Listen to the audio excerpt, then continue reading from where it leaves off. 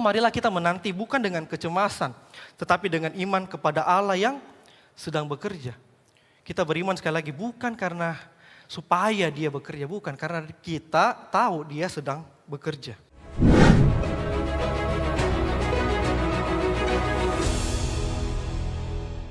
Saya sebenarnya mau nunggu lebih lama, cuma kok kayak lama banget ya di belakang ya. Kan selama ini selama bulan ini sebelum khotbah ada drama kan? Nah, Bapak Ibu baru menyaksikan sebuah drama dengan judul Menanti. Gitu ya. Bukan karena panitianya sudah capek, bukan karena para pelayannya sudah habis, bukan. Karena memang konsepnya seperti itu, gitu ya, menanti. Nah, apa yang Bapak Ibu pikirkan ketika tadi menanti? Ih, ada drama mau keluar ini. Asumsinya apa? Ada video mau tampil ini. Pembicaranya mungkin kebelet pergi toilet. Kita masing-masing punya asumsi. Ada yang mungkin selagi menunggu responnya main HP, ada yang ngobrol, ada yang bingung, ada yang bodoh amat saya tungguin aja duduk hening gitu ya. Nah, setiap kita selalu menanti. Dan tema khotbah kita hari ini adalah anak yang dinantikan. Sebagai rangkaian penutup khotbah BTC gitu ya, Behind the Christmas Story. Nah, semua kita pernah menanti, tadi kita menanti, bahkan mungkin sekarang ada di antara kita yang sedang menanti. Menanti jawaban, menanti makna, menanti kepastian, saya sudah nembak gebetan, diterima apa enggak, menanti tanggal muda, gajian, menanti banyak hal, menanti pasangan hidup, banyak hal. Dan hari ini kita akan sama-sama melihat sebuah kisah penantian yang terambil dari Lukas 2 ayat 25 sampai 35. Lukas 2 ayat 25 sampai 35, tapi secara khusus yang 31 sampai 33 saya skip, oke? Lukas 2 ayat 25 sampai 35. Saya bacakan bagi kita sekalian. Adalah di Yerusalem seorang bernama Simeon. Ia seorang yang benar dan yang saleh yang menantikan penghiburan bagi Israel. Roh Kudus ada di atasnya dan kepadanya telah dinyatakan oleh Roh Kudus bahwa ia tidak akan mati sebelum ia melihat Mesias, yaitu dia yang diurapi Tuhan. Ia datang ke bait Allah oleh Roh Kudus ketika Yesus anak itu dibawa masuk oleh orang tuanya untuk melakukan kepadanya apa yang ditentukan hukum Taurat. Ia menyambut anak itu dan menatangnya sambil memuji Allah, katanya, "Sekarang Tuhan, biarkanlah hambamu ini pergi dalam damai sejahtera sesuai dengan firman-Mu. Sebab mataku telah melihat keselamatan yang dari padamu." 34, lalu Simeon memberkati mereka dan berkata kepada Maria, ibu anak itu, "Sesungguhnya anak ini ditentukan untuk menjatuhkan atau membangkitkan banyak orang di Israel. Dan untuk menjadi suatu tanda yang menimbulkan perbantahan dan suatu pedang akan menembus jiwamu sendiri. Supaya menjadi nyata pikiran hati banyak orang." Demikian jauh pembacaan firman Tuhan kita pada pagi hari ini. Saya izin Bapak Ibu minum ya beberapa kali karena saya lagi not delicious snack. Tahu penyakit not delicious snack? Gak enak leher gitu ya, agak garing ya, sorry izin ya. Yang bisa menikmati jokes ini pasti tinggi ilmu ininya, komedinya. Oke, makin garing, saya lanjut aja. Secara sederhana, kisah ini berbicara tentang apa sih? Secara sederhana, berbicara tentang setting. Kalau kita lagi nonton film ya, ini settingnya lagi di Bait Allah nih, lagi di Yerusalem nih.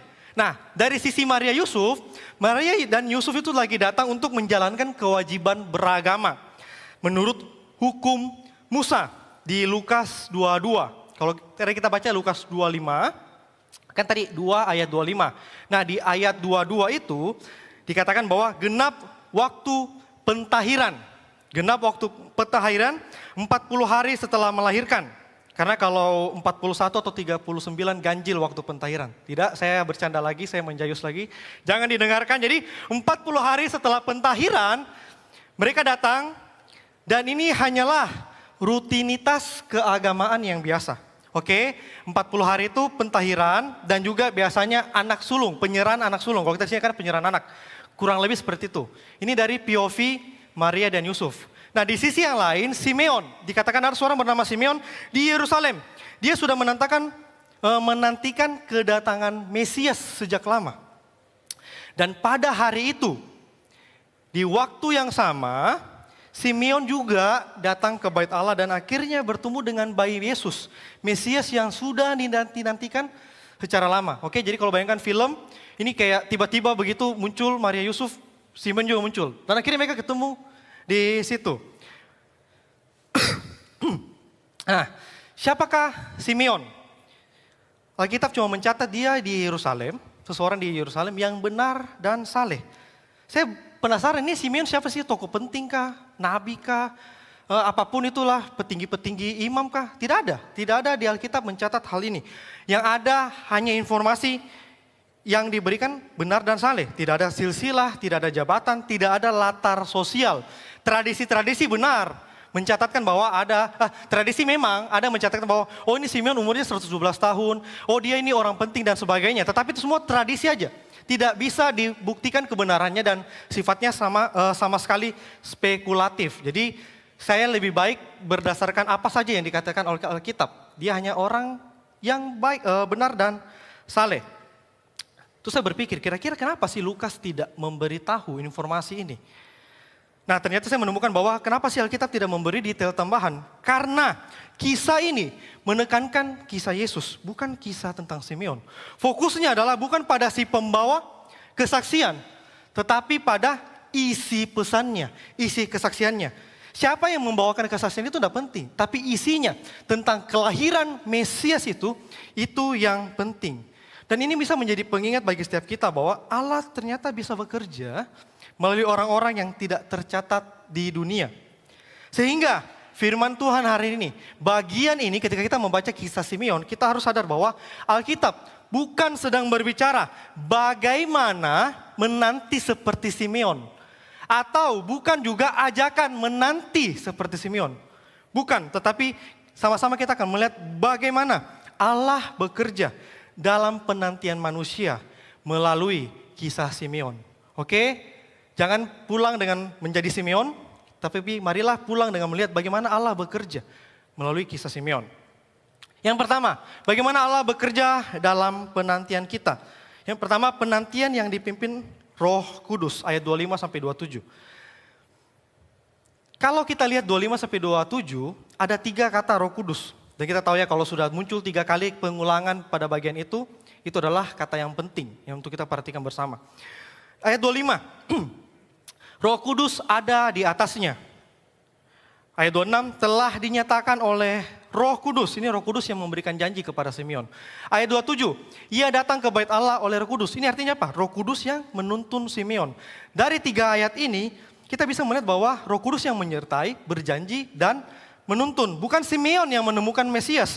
Bukan karena Simeon, imannya lebih kudus, imannya lebih heroik, imannya lebih besar. Bukan juga karena dia kebetulan. No, tetapi semuanya karena pekerjaan Allah sendiri. Nah, begitupun dengan kita Bapak Ibu sekalian, saudara-saudara sekalian, kita bisa percaya kepada Allah. Kenapa? Karena Allah yang terlebih dahulu mencari kita. Dan itu murni hanya pekerjaan Allah sendiri. Kisah Natal seharusnya menyadarkan kita bahwa hanya Allah selalu yang mendekati kita terlebih dahulu.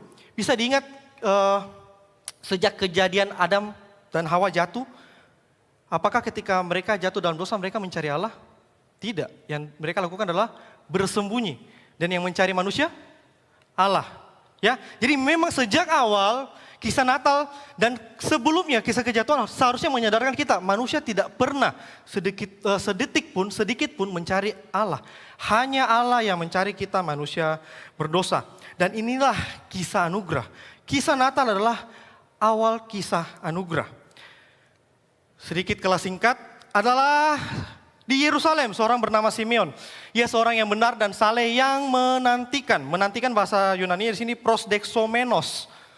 Itu menantikan artinya menyambut dengan kesiapsediaan aktif. Bukan menanti sekedar menunggu, pasrah, lehe-lehe, waktu berlalu ya saya menunggu. Bukan. Tapi menunggu dengan aktif. Ini ibarat saya pernah lihat rekaman damkar gitu ya, pemadam kebakaran. Ada yang main game, ada yang sambil makan, ada yang sambil nonton, ada yang sambil gulung-gulung pipanya, ada yang siapkan peralatan. Tapi ketika alarm kebakaran itu berbunyi, alarm tugas itu berbunyi, mereka serentak di waktu yang bersama meninggalkan semua aktivitasnya dan menggunakan seragam. Langsung naik mobil lari secepatnya. Nah itu menanti dengan siap sedia. Terus apa sih, menantikan apa? Alkitab dengan jelas menuliskan penghiburan bagi Israel. Ketika kita baca kata penghiburan bagi Israel, jangan berpikir soal, penghiburan ini sesuatu yang menghibur, sesuatu yang menyenangkan. Bukan, penghiburan bagi Israel berdasarkan kitab Yesaya itu istilah mesianik. Itu merujuk kepada pribadi Mesias. Jadi, dari kisah ini kita bisa melihat bahwa Simeon bukan menantikan perubahan kondisi. Bukan, tetapi Simeon menantikan pribadi. Oke, bukan menantikan perubahan kondisi, tetapi menantikan pribadi Sang Juru Selamat. Kesimpulannya, Simeon itu menantikan kedatangan pribadi Sang Mesias secara aktif oleh tuntutan dan inisiatif Allah sendiri. Kita harus akui, kita memang bisa melihat kesetiaan Simeon menantikan janji Allah. Tetapi kisah ini bukan berhenti di sana, bukan berbicara tentang ini, tetapi jauh lebih dari itu. Kisah Natal berbicara tentang kesetiaan Allah sendiri terhadap janjinya. Kembali lagi ke kitab Kejadian. Ketika kejatuhan manusia, Allah sudah menjanjikan Mesias. Tuhan bilang apa sih? Keturunan manusia, keturunan Hawa akan meremukkan kepala ular. Ini sudah janji Mesias, nubuatan Mesias. Nah, dari bagian ini kita juga belajar bahwa penantian kita sebagai orang percaya bukanlah menanti apa yang akan Allah berikan, tetapi siapa yang Allah janjikan. Bukan apa, tetapi siapa. Dan Allah telah menggenapinya dalam Yesus Kristus. Izin bertanya sebentar, selama kita menantikan, selama kita bergumul dalam iman kita, yang mana sih lebih banyak kita nantikan? Berkat Tuhan, mengalami berkat Tuhan, atau mengalami pribadi Tuhan. Di dalam penantian kita sebagai orang Kristen, yang mana lebih banyak kita nantikan di dalam doa kita? Panggilan kita dalam penantian bukan pasrah tanpa arah,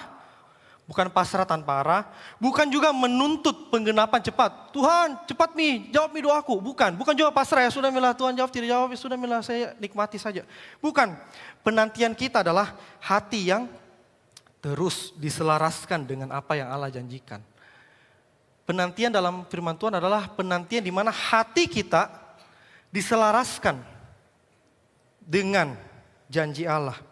Penantian Simeon kita bisa lihat didasarkan pada janji Allah. Bukan keinginannya pribadi, bukan asumsinya pribadi, bukan asal-asal bawa iman. Saya sering sekali berjumpa dengan orang Kristen yang pokoknya saya beriman Tuhan, saya sudah beriman, nanti akan terjadi. Saya beriman ini, Tuhan akan kabulkan. Yang penting beriman, masa kok tidak beriman? Ayo beriman lebih besar sama Tuhan. No, kadang-kadang kita nih bingung. Kita bukan sedang beriman kepada Tuhan, kita sedang beriman kepada iman. Dan ini dua hal yang berbeda. Beriman kepada Tuhan dan beriman kepada imanmu sendiri, itu dua hal yang berbeda. Nah, seringkali, semoga tidak ada di antara kita, seringkali saya menemukan orang Kristen yang beriman kepada iman, bukan kepada firman Tuhan, bukan kepada janji Allah. Berapa banyak dari kita beriman dalam penantian, tapi yang kita nantikan sebenarnya hanyalah keinginan dan asumsi kita. Bukan apa yang Allah kehendaki. Berapa banyak, kalau kita boleh jujur di hadapan Tuhan, berapa banyak sih kita ini beriman kepada keinginannya kita kok. Kepada asumsinya kita kok. Oh kalau begini maka Tuhan harusnya kabulkan begini. Saya kan sudah jadi orang Kristen. Saya kan sudah berdoa. Saya kan sudah berpuasa dan sebagainya. Beberapa waktu belakangan muncul di feed saya gitu ya. Sebuah pujian orang nyanyi sampai nangis-nangis. Aku punya Tuhan yang besar, yang telah berjanji dan sanggup menggenapi. Wih, liriknya bagus ya. Kayak punya Tuhan yang besar. Yang telah berjanji dan sanggup menggenapi. Oke, saya tidak bilang ini sesat, bukan. Tapi berapa banyak ketika kita nyanyikan lagu ini, mindset kita bukan pada konsep keselamatan. Ku terima sekarang kemenangan darimu. Kemenangan seperti apa sih ketika kita nyanyikan pujian ini, kita bilang, Tuhanku besar, Tuhanku sanggup. Konsep kita apa ketika kita menyanyikan lagu ini? Kemenangan seperti apa? Kalau dalam kerangka penebusan, ya. Tapi kalau kita bawa kepada kemenangan-kemenangan lain, tunggu dulu. Janji Tuhan tidak pernah seperti itu. Bukankah Tuhan Yesus di Getsemani sebelum dia disalibkan, dia berdoa kan? Tuhan, Bapa, kalau boleh cawan ini lalu daripadaku. Tetapi bukan kehendakmu yang jadi, bukan dong. Tetapi biarlah kehendakmu yang jadi, bukan kehendakku. Tuhan Yesus sendiri memberikan contoh. Bahkan di dalam penantian, Bukan kehendaknya kita yang jadi, kehendak Bapa, rencana Bapa yang jadi.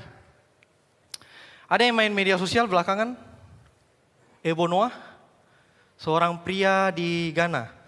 Oke, kayaknya yang senyum-senyum kebanyakan main media sosial udah baca Alkitab ini berarti ya. Yang tidak mengerti tuh baca Alkitab. Nah, Ebo Noah, siapa ini? Bercanda ya. Ebo Noah adalah seorang pria di Ghana yang katanya dapat mimpi dari Tuhan. Kalau 25 Desember 2025, dunia kiamat, segera bikin bahtera yang besar. Jadi dia mengulang peristiwa Nuh. Ini baru 25 Desember kemarin. Nah, kita bersyukur selamat gini ya. Kiamat 25 Desember. Dan banyak sekali orang berbondong-bondong datang menantikan hari kiamat itu. Dia katanya sudah buat sekitar 8 bahtera sampai 10 bahtera raksasa. Dan sangat banyak orang yang datang, banyak orang yang berdonasi untuk bikin bahtera, untuk pergi berangkat gitu ya. Dia akan pikir sudah mau mie kiamat tuh, untuk apa bangku? Ya sumbang misalnya bikin mie bahtera untuk kita selamat. Singkat ceritanya, kemarin tanggal 26 saya lihat dia bikin video di YouTube-nya atau media sosialnya gitu. Saya sudah berpuasa kepada Tuhan, saya sudah berdoa kepada Tuhan. Dan Tuhan mendengarkan doa kita, Tuhan mendengarkan doa saya. Kiamat ditunda. Karena baterainya belum cukup untuk menampung banyak orang. Oke? Kita sama-sama mengucapkan terima kasih ya karena Ebo Noah telah mendoakan kita hari ini bisa datang gitu ya, sudah melewati kiamat. Dan karena kiamat sudah lewat, Ebo Noah malah beli Mercedes-Benz dari uang donasinya. Nah, saya dapat inspirasi baru gitu ya besok-besok ya. Tidak semua penantian yang terdengar rohani ternyata tidak semua sungguh-sungguh lahir dari janji Tuhan, bukan?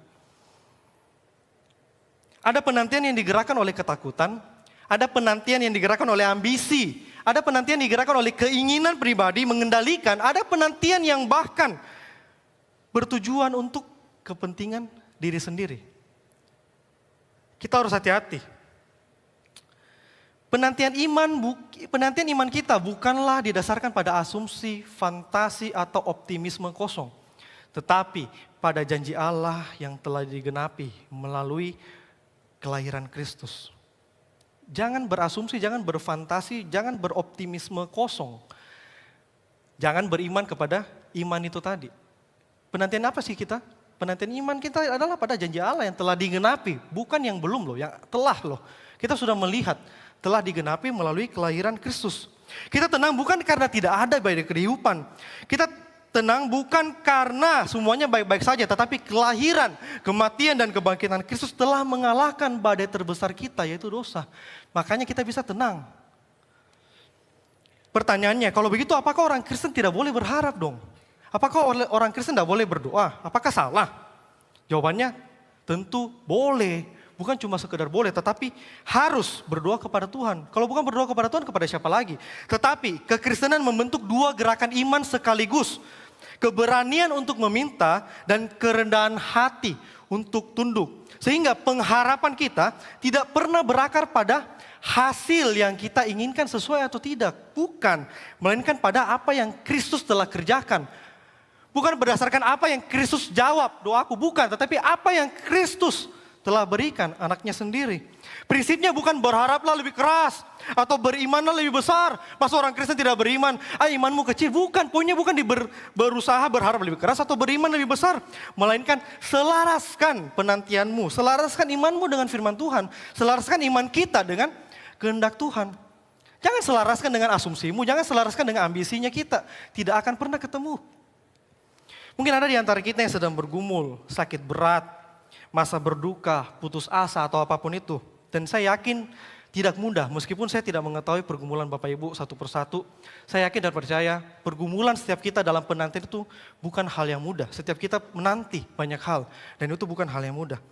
Tetapi sebagai pengingat sekaligus penghiburan saya mau katakan bahwa kita tidak menanti dalam iman agar Tuhan bekerja. Melainkan karena Tuhan sedang bekerja.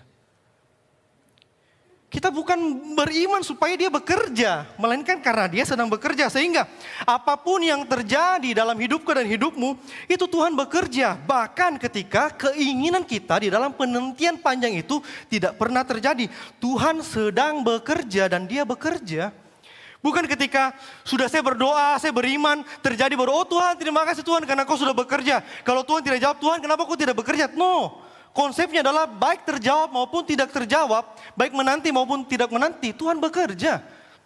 Tuhan bekerja dalam hidup kita. Tuhan bukanlah manusia yang harus kita memohon dan memelas, aduh Tuhan tolong mi Tuhan, saya kasihan sekali ini. Seolah-olah kasihnya bergantung pada seberapa keras kita berdoa atau seberapa kuat iman kita. Tidak. Tuhan bukan pribadi yang harus diyakinkan dengan iman kita agar dia bertindak. Oh saya beriman sekali nih Tuhan, ini keputusan yang terbaik. Terus Tuhan lihat kita dari surga, oh iya tahu cocok ini imannya masuk akal sekali nih. Ini yang terbaik, saya akan berikan dia apa yang dia minta. Tidak, Tuhan tidak bertindak sesuai keyakinannya kita, tidak. Dia bahkan sudah bertindak jauh lebih dulu dengan memberikan anaknya yang tunggal. Berita Natal kan berbicara tentang itu. Kelahiran anaknya yang tunggal. Dan itu adalah bentuk tindakan Tuhan bekerja. Karena itu marilah kita menanti bukan dengan kecemasan, tetapi dengan iman kepada Allah yang sedang bekerja. Kita beriman sekali lagi bukan karena supaya dia bekerja, bukan karena kita tahu dia sedang bekerja. Jika saya bertanya, apa sih yang sedang kita nanti-nantikan di tahun baru ini? Kita sudah berada di penghujung tahun 2025. Apa yang kita nanti-nantikan di tahun 2026? Mungkin ada kita berharap perubahan keadaan, pekerjaan yang lebih baik, pasangan, kesehatan. Tahun ini tahun yang berat. Mungkin kita berharap Tuhan semoga tahun 2026 jauh lebih baik daripada tahun 2025. Mohon belas kasihan Tuhan, mohon mujizat Tuhan dan sebagainya apapun itu. Kita mengharapkan pemulihan situasi berkat tertentu. Mungkin ada yang sahamnya nyantol, masuk di pucuk. Kriptonya nyantol di ATH, sekarang lagi turun-turun semua. Apa yang kita nantikan? Tapi yang saya mau katakan adalah penantian sejati selalu lahir dari kebenaran firman Allah. Bukan dari keinginan pribadi. Agar kita tidak keliru berharap. Pertama-tama pastikan dasar harapan kita dalam penantian adalah selalu diarahkan dan digerakkan oleh firman Tuhan. Tanpa dasar firman Tuhan agak bingung saya ngomongnya gimana. Nah dalam penantian kita izinkan saya bertanya, siapa sih yang selama ini menggerakkan kita di dalam penantian kita? Benarkah Allah, Roh Kudus?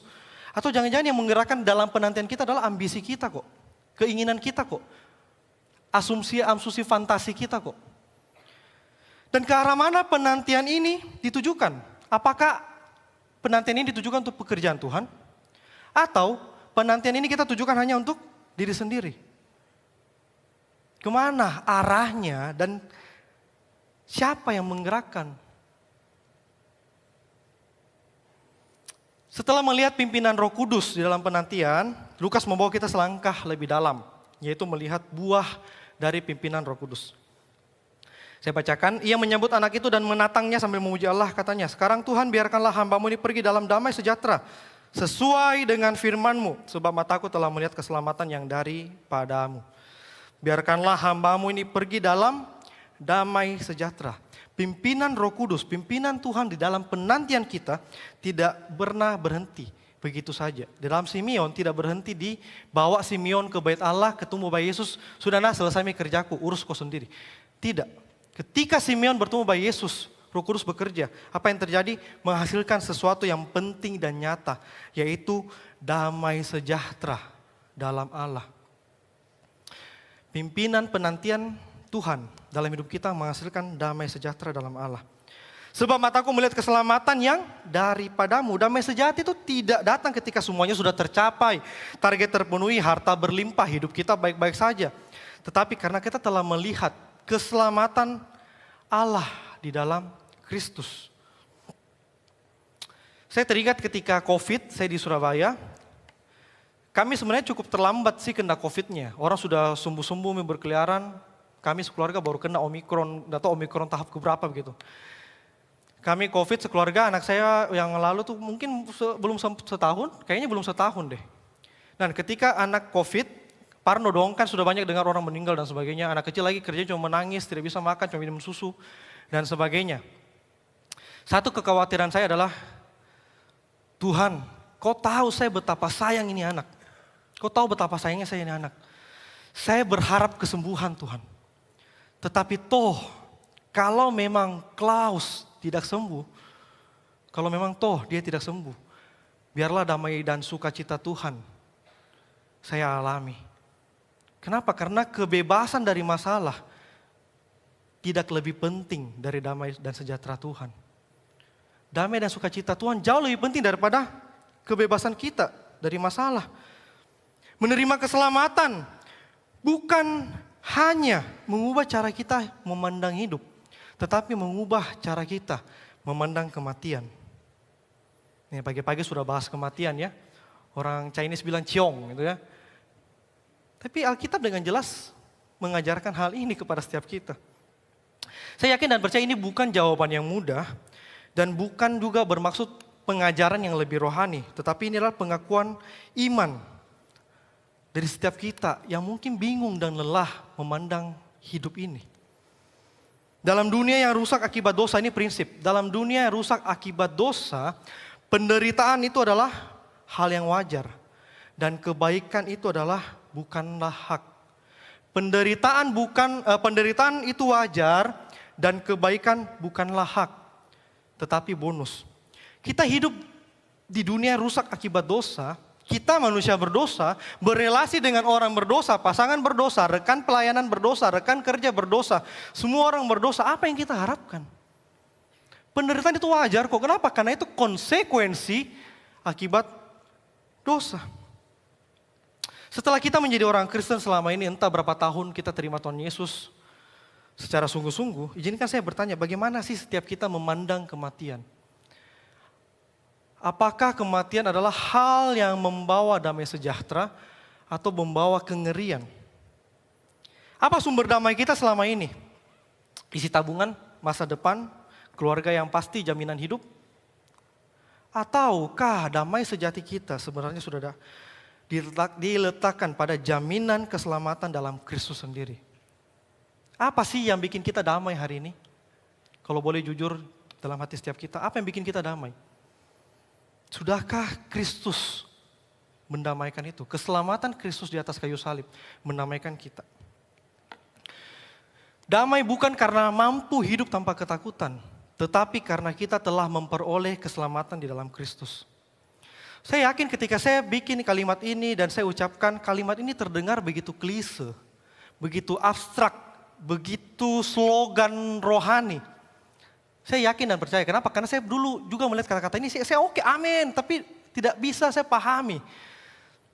Tapi ketika benar-benar saya sadar siapa saya di hadapan Tuhan, hanyalah manusia berdosa yang seharusnya binasa, dan sekarang saya mendapatkan keselamatan itu, saya benar-benar bisa memaknai, oke, saya seharusnya binasa, tapi karena saya yang binasa ini sudah diselamatkan oleh Tuhan, saya bisa hidup dalam damai. Bukan karena saya, karena pertolongan Roh Kudus. Dan saya berharap setiap kita benar-benar bisa mengalami damai dalam Tuhan. Bukan hanya sekedar statement rohani, bukan sekedar slogan atau kata-kata positif. Saya berharap setiap kita bisa benar-benar menikmati damai Tuhan itu. Pertama, bagaimana Allah bekerja dalam penantian kita dengan penantian yang dipimpin oleh Roh Kudus. Poin yang kedua, bagaimana sih Allah bekerja dalam penantian kita? Penantian yang tidak meniadakan penderitaan dari ayat 33 sampai 35. Jadi gini, penantian kita orang Kristen bukan selalu penantian di dalam penderitaan. Tidak selalu menderita. Bukan juga penantian tanpa penderitaan. Tidak. Tetapi penantian yang tidak meniadakan penderitaan. Bisa menderita, iya, kita hidup dalam dunia yang berdosa. Tetapi tidak harus selalu menderita. Oke, jadi jangan terjebak di dua sisi ekstrim. Saya bacakan bagi kita. Lalu Simeon memberkati mereka dan berkata kepada Maria, ibu anak itu, sesungguhnya anak ini ditentukan untuk menjatuhkan atau membangkitkan banyak orang di Israel, dan untuk menjadi suatu tanda yang menimbulkan perbantahan, dan suatu pedang akan menembus jiwamu sendiri, supaya menjadi nyata pikiran hati banyak orang. Oke, bisa lihat di atas tulisan kuning gitu ya. Sesungguhnya anak ini ditentukan. Ditentukan ini berbicara artinya itu penetapan ilahi. Singkatnya begitu ya, penetapan ilahi. Ditentukan untuk apa? Untuk menjatuhkan atau membangkitkan. Dikatakan juga menimbulkan perbantahan. Jadi kelahiran Yesus datang ke dunia memang sejak kekal ditentukan oleh Allah untuk apa? Untuk penyingkapan hati manusia. Ketika kita mendengarkan Injil Kristus, Injil itu tidak pernah netral. Selalu menghasilkan respon, cuma dua, menerima atau menolak, memisahkan iman yang benar-benar sejati atau iman yang palsu. Firman Tuhan selalu menghibur dan menegur kita yang rendah hati. Tetapi firman yang sama bisa menggoncangkan hati yang sombong. Injil mengungkap siapa yang bersandar pada anugerah dan siapa yang bersandar pada kekuatan sendiri. Memisahkan. Firman bisa menegur saya, oh ini firman Tuhan ini untuk saya. Oh iya terima kasih Tuhan. Tetapi firman ini juga bisa kita pakai. Coba si A datang pas nih khotbahnya untuk dia. Bukan untuk saya nih si B ini. Cocok memang pas kau datang. Jarak kok. Tuhan berbicara secara langsung kepada kau. Berapa banyak ketika kita dengar firman bukan untuk kita. Tapi untuk orang lain. Atau jangan-jangan ada yang tersinggung. Ini hamba Tuhan pasti lagi bicara saya ini. Pasti dia tahu hidupku ini. Pasti ada yang bocorkan rahasiaku. Ketika firman Tuhan disampaikan. Hanya ada dua kok. Menerima atau menolak atau tersinggung. Posisi kita yang mana selama ini? Ketika dengar khotbah. Nah kita lihat ya sama-sama ya. Setelah Simeon bersuka cita. Kitab Lukas tidak menutup menjadi happy ending. Tidak. Justru sebaliknya. Sukacita penantian langsung diikuti oleh nubuat tentang penderitaan. Lihat ya. Lalu Simeon memberkati mereka dan berkata. Lihat lalu Simeon memberkati mereka. Ini berkatnya Simeon ini. Bla bla bla bla bla bla bla. Dan suatu pedang akan menembus jiwamu. Berkat macam apa ini? Berkat kok pedang menembus jiwa. Ini berkat apa kutuk? Gitu ya.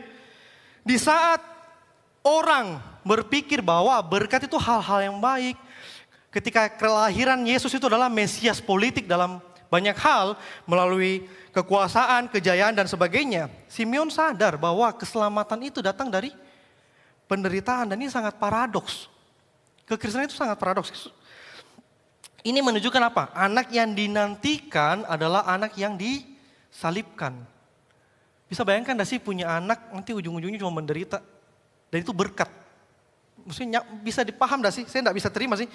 Menarik sekali, berkat ternyata tidak selalu berbicara tentang hal-hal yang menyenangkan hati. Hal-hal yang sesuai maunya kita. Hal-hal yang menyukakan telinga kita. Kalau kita lihat kehidupan Kristus, dari kelahiran Kristus sampai kehidupan Kristus semua bertentangan dengan teologi yang mengatakan kalau hidupmu menderita itu berarti kamu tidak diberkati Tuhan. Kalau hidupmu menderita itu artinya kamu sedang punya dosa. Sangat bertentangan bukan? Beberapa waktu yang lalu ketika saya di Surabaya, saya izin minum dulu sedikit.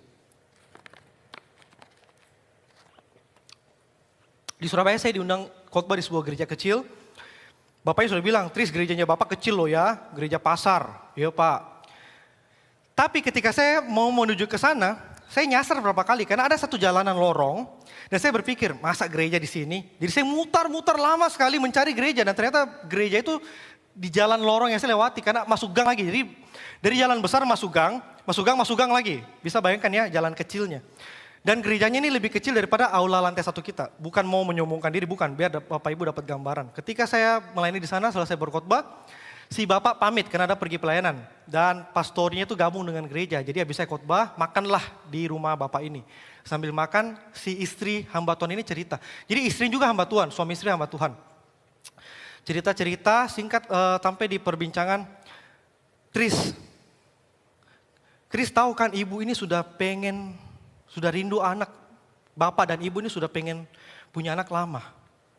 Tapi Tuhan tidak pernah jawab doanya kita. Tuhan tidak pernah jawab doanya kita. Dan suatu waktu ada ya yang menelpon Bapak. Katanya gini, Pak kamu kan hamba Tuhan yang baik. Kamu kan pelayananmu diberkati di mana-mana. Nah ini pasti kamu tidak punya anak bukan karena kamu. Tapi karena istrimu punya dosa.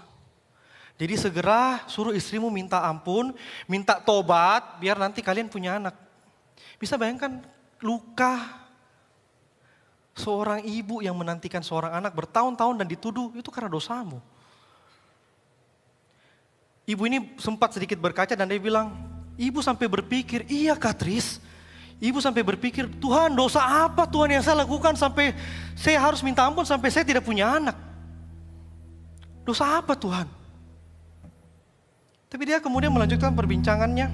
Dia bilang, tapi Setelah bertahun-tahun kami berharap dan kami tidak pernah mendapatkan jawaban doa itu. Kami baru tahu ternyata ada maksud Tuhan di baliknya. Kami tidak punya anak. Positifnya apa? Bapak punya waktu lebih banyak melayani orang-orang di pinggirkan. Orang tambal ban, tukang sayur, tukang sampah. Ibu memang tidak punya anak kandung, Tris. Tapi ibu punya waktu mengurus anak-anak rohani ibu, jemaat-jemaat ibu, anak-anak rohani yang terlantarkan. Anak-anak penjual sayur dan sebagainya yang tidak punya sosok orang tua mungkin. Dan ibu happy. Ibu sekarang sudah tidak pengen punya anak lagi. Ibu punya anak-anak rohani yang lebih banyak. 2 orang hamba Tuhan yang melayani begitu setia. 2 orang hamba Tuhan yang berdoa begitu lama, bergumul begitu lama. 2 orang yang menyerahkan hidupnya ke hadapan Tuhan. Tetapi doanya tidak terjawab. Dan doa yang tidak terjawab ini justru menjadi berkat bagi orang lain. Saya tidak mengatakan bahwa berarti adopsi itu keliru. Bukan, bisa jadi adopsi pun jawaban Tuhan.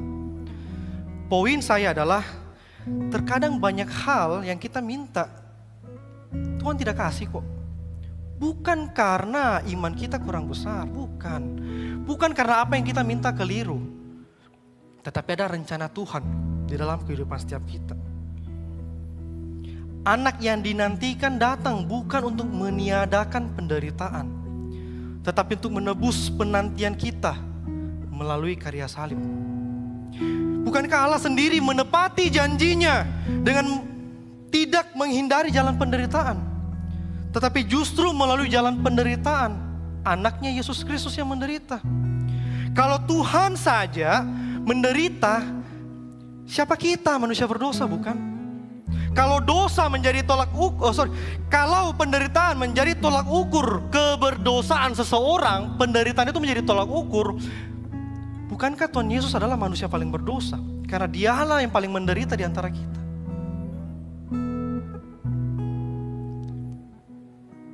Jangan jadi orang Kristen yang anti menderita. Jangan juga cari-cari penderitaan. Tapi yang saya mau katakan adalah anugerah Allah tidak pernah meniadakan penderitaan. Anugerah Allah menebus penderitaan melalui penderitaan Yesus Kristus di atas kayu salib.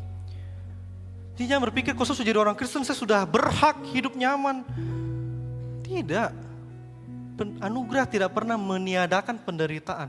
Anugerah menebus penderitaan.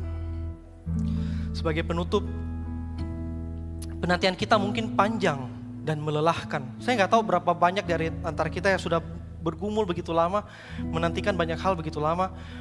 Mungkin penantian kita begitu panjang dan melelahkan dan tidak ada yang tahu. Tetapi Allah tidak pernah absen.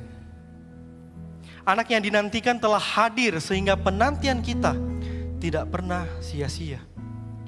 Dia bukan akan hadir, dia sudah hadir.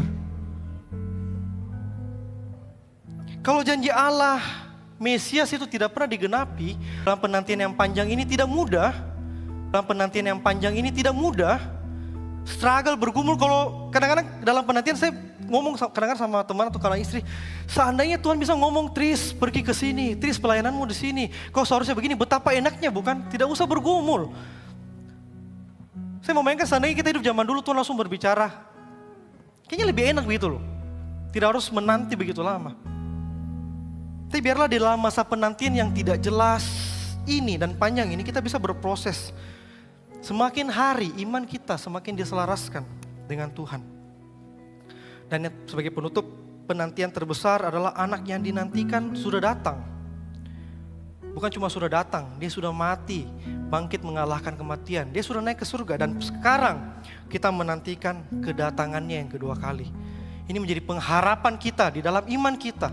Tuhan kita adalah Tuhan yang hidup dan Dia akan datang kedua kali menjemput setiap kita. Di penghujung tahun 2025 ini, kita sekali lagi belajar bahwa bagaimana Allah bekerja dalam penantian kita. Penantian yang dipimpin oleh Roh Kudus dan penantian yang tidak meniadakan penderitaan. Mari kita satu dalam doa.